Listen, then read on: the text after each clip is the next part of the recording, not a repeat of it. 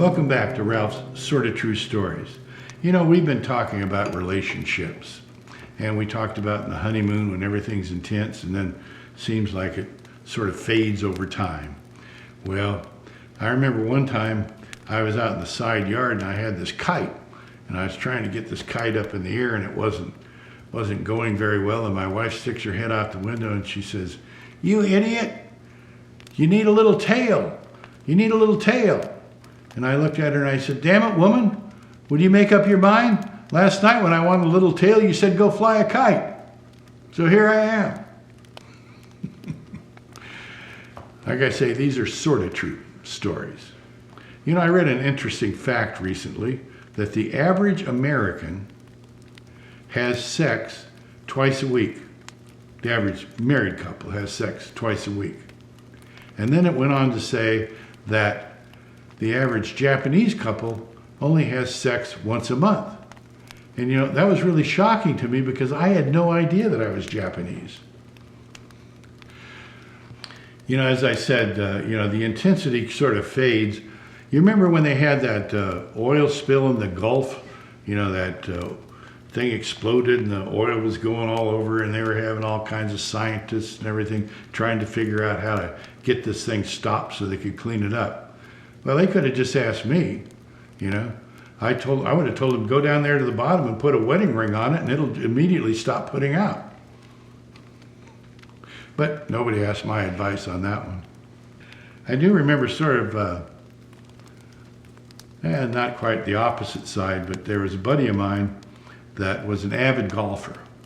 He'd been an avid golfer a long time. His fiance knew that he was an avid golfer. Well, they got married. And after about 4 or 5 months, she started saying to him like, "Honey, you know, we have a lot of things on the honey-do list. We have a lot of things you could work on around the house.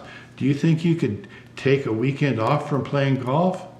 And he said, "You know, you're starting to sound like my ex-wife." And she said, "Well, I didn't know you'd been married before." And he said, "I haven't been." So he was kind of sending a message of his own. I know a buddy of mine says, "You know, I married a nymphomaniac. And somehow the nympho left and I've still got the maniac." So it sounds like some of them have it a little rougher than I do, I know.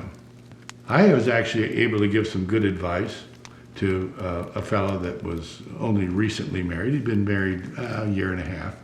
And at the time I'd been married a lot longer than that.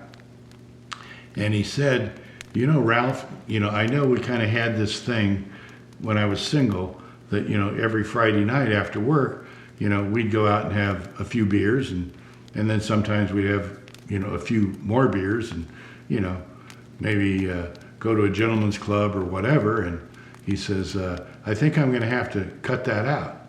And I said, "Well, you know, Ed, why is that?" He said, "Well, my wife's starting to give me a bad time about it. You know, she waits up for me upstairs in the bedroom, and you know, as soon as I walk through that door, she starts yelling and screaming and just giving me a ration of crap. So I think the best thing for me is just to, you know, kind of cut it back." And I said, "Well, the thing is, Ed, you're doing it all wrong. So here's what you do. I've learned this from experience." He said, "When you get home, instead of trying to sneak in, pull up in your driveway, slam on the brakes, and screech a little bit. And then when you open the door, bang the door, clomp up the stairs, just when you're ready to open the bedroom door and says, 'All right, honey, I'm hot and horny.' And when you go in the bedroom, she'll be real quiet. She'll pretend that she's asleep. And you won't get any trouble that way." So I think that worked for him. One other time, I came home and I had brought a friend of mine. And I hadn't told my wife ahead of time that I was bringing him. And as soon as we walked in, I said, "Honey, I have a guest for dinner." And she lit into me and she said, "You stupid idiot, what the hell are you doing bringing, do you look at this house? Look at this house. I haven't even, look at this. I still have rollers in my hair.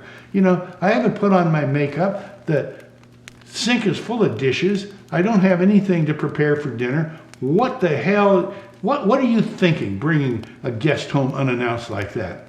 And I said, "Well, honey, You know, he's a young man, he's in love, and he's thinking about getting married, and I just wanted to show him what it was really like.